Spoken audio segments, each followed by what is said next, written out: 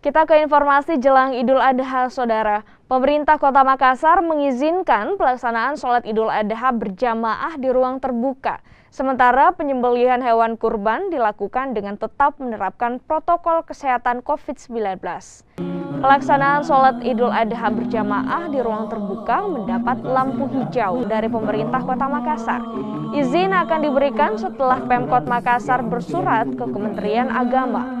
Wali Kota Makassar, Muhammad Ramdan Pomanto menyatakan masyarakat dapat melaksanakan sholat Id berjamaah di ruang terbuka meski tidak semua dapat digunakan.